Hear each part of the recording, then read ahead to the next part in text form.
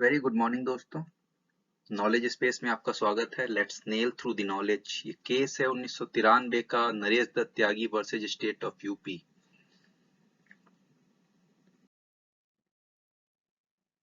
एक कोट है, केस पर जाने से पहले बात करते हैं। Nothing will work unless you do. जब तक आप नहीं करेंगे कोई भी कार्य संपन्न होने वाला नहीं है। इसके आगे की बात यह है कि जितना आप कार्य करेंगे परिणाम भी उसी के अनुरूप ही मिलेगा। तो करना आपको पड़ेगा ही, कोई दूसरा आपके लिए करने आएगा नहीं। तो कोई भी कार्य करें उसको सोच समझ के करें और जी जान लगा के करें। केस में जो बेंच थी वो एम वेंकटचलैया की थी, एस मोहन साहब भी थे। वेंकटचलैया साहब 1993-94 के दशक में 1993-94 के दौरान चीफ जस्टिस ऑफ इंडिया भी रहे हैं। जितना मुझको याद आ रहा है शायद 25th chief justice of India थे वो। केस में क्या होता है ये देखते हैं। प्राइमरी कोऑपरेटिव सोसाइटी थी गढ़मुक्तेश्वर, डिस्ट्रिक्ट गाजियाबाद, उत्तर प्रदेश में, जो कि यूपी कोऑपरेटिव यूनियन लिमिटेड के अंतर्गत आती थी। वहां पर ये लोग कुछ पेस्टिसाइड्स को स्टोर करते थे और उस पेस्टिसाइड्स जहां पर स्टोर करते थे उसके साइड में एक रेजिडेंशियल ब्लॉक था जिसमें कुछ लोग रहते भी थे। तो अचानक एक रात में कुछ फ्यूम्स निकलती हैं, कुछ धुआं निकलता है, कुछ गैसेस निकलती हैं पेस्टिसाइड से और लीक हो जाती हैं एडजेसेंट प्रॉपर्टी। तो वहां पर जो एक फैमिली रहती थी, उस फैमिली में त्यागी साहब की फैमिली थी। तो त्यागी साहब की फैमिली में 3 बच्चे थे, वाइफ थी। उन लोगों को फ्यूम से इम्पैक्ट होता है और जो 3 बच्चे होते हैं उसमें से 4 साल, 7 साल और 10 साल, ये 3 बच्चों की मौत हो जाती है।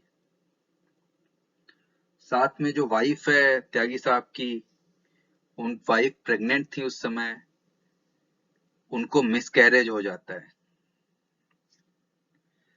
तो एक तरह से 4 मृत्यु का केस था ये। केस फाइल होता है, क्वेश्चन पूछे जाते हैं। क्वेश्चन में ये बात उठ के आती है कि जो हैजार्डस केमिकल्स हैं क्या उनको रेजिडेंशियल ब्लॉक में रखने की इजाजत है? क्या उनको रेजिडेंशियल ब्लॉक में रख सकते हैं? इसके बाद एक और प्रश्न आता है कि अगर रख भी सकते हैं तो उसकी रख रखाव की जिम्मेदारी, वैधानिक प्रावधान क्या है, कैसे रेगुलेट किया जाएगा, और अगर कुछ हो गया तो उसके लिए कौन लायबल होगा, कितना डैमेज दिया जाएगा। इन सब चीजों के विषय में चर्चा होती है। तो नरेश दत्त त्यागी ने जो ये केस फाइल किया था, सुप्रीम कोर्ट में चलता है ये।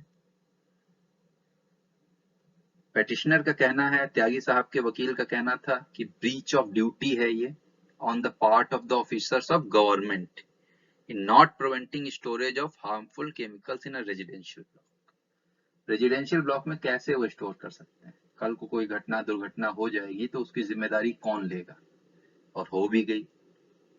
और इतनी दर्दनाक घटना जिसमें 3 बच्चों की मृत्यु होती है और उसकी वाइफ के मिसकैरेज भी हो जाता है। इससे दर्दनाक और क्या हो सकता है? अगर इंसान को अपने जीवन में अपने बच्चों की अर्थी सामने देखनी पड़े तो इससे ज्यादा दर्दनाक और कुछ नहीं हो सकता, वो भी 4-4 बच्चे। तो दुख की इम्तिहान है। फिर भी केस के दौरान चलते हैं कि लीगल प्रावधान क्या है, उस हिसाब से जो आगे बनेगा उसको देखेंगे। साथ साथ ही नरेश दत्त त्यागी के जो लॉयर हैं वो ये बात करते हैं कि ये जो handling of pesticides by cooperative society है ये एक्चुअली स्टेट एक्शन है। मतलब सरकार की, जो स्टेट गवर्नमेंट है वो सरकार के अंदर आता है, ये सरकार की जिम्मेदारी थी इसको रोकना, क्योंकि कोऑपरेटिव सोसाइटी अल्टीमेटली जो है राज्य सरकार के अंदर आती है। तो बोलते हैं स्टेट इज लायबल, राज्य सरकार जिम्मेदार है। यूपी कोऑपरेटिव यूनियन लिमिटेड बोलती है कि ये उनकी कोई जिम्मेदारी नहीं थी। मेंटेनेंस जो है और जो सेफ्टी स्टैंडर्ड्स हैं, ये जो प्राइमरी कोऑपरेटिव सोसाइटी है ये उनकी जिम्मेदारी है, उन लोग को करना था। हमारा इसमें कोई लेना देना नहीं है। और स्टेट गवर्नमेंट की देखिए स्थिति ऐसी रहती है कि वो अनकंसर्न है, साइलेंट ऑन लुकर। इतनी बड़ी ट्रेजेडी हो जाती है और वो कुछ ना हाँ बोल रहे हैं ना बोल रहे हैं, बिल्कुल न्यूट्रल टाइप का स्टैंस लेके रखा हुआ है। 3 चिल्ड्रन की मृत्यु हो गई, मिसकैरेज हो गया, इसके बाद भी वो जो है कोई काउंटर एफिडेविट को फाइल नहीं करते हैं। स्टेट गवर्नमेंट की बात कर रहा हूँ, कोई काउंटर एफिडेविट फाइल नहीं करते हैं। लाइन पढ़ता हूँ मैं। Petitioner urges that 3 there has been a breach of duty of the officers of the government in permitting such storage. State government has taken a neutral stance and has not even chosen to file counter affidavit. क्या निर्णय दिया जाता है उस पर चर्चा करते हैं। तो प्राइमा फेसी सुप्रीम कोर्ट ये पाता है कि इस नरेश दत्त त्यागी वाले केस में स्टेट गवर्नमेंट जिम्मेदार है, उसने अपनी ड्यूटी को नहीं निभाया। It's the case of sheer negligence. हम लोग नेग्लिजेंस की बात भी कर रहे हैं पूरे इस लिस्ट ऑफ वीडियोस के दौरान। तो बोलते हैं कि कॉम्पेंसेशन देना पड़ेगा। 1993 की बात कर रहा हूं मैं। कॉम्पेंसेशन में 10,000 तो एक मुश्त दे देना है उनको with in the 4 weeks from today, जिस दिन निर्णय आया है, मतलब 10 अगस्त 1993 को। इसके अलावा 30,000 की एफडी करानी है उनको, फिक्स डिपॉजिट कराना है किसी भी नेशनलाइज बैंक में। वाइफ और पेटिशनर दोनों का ज्वाइंट अकाउंट रहेगा, वो भी 4 वीक के अंदर दे देना है। तो ये निर्णय सुप्रीम कोर्ट देता है जो कि फेवर में जाता है पेटिशनर के। स्टेट गवर्नमेंट हारती है, कॉम्पेंसेशन देना पड़ता है उनको। तो केस अल्टीमेटली था निग्लिजेंस का। किसी भी तरह का निग्लिजेंस हुआ है तो आपको कॉम्पेंसेशन देना पड़ेगा, और कॉम्पेंसेशन का अमाउंट जो है कोर्ट तय कर ले या आप खुद तय कर लें बिना कोर्ट पे जाए।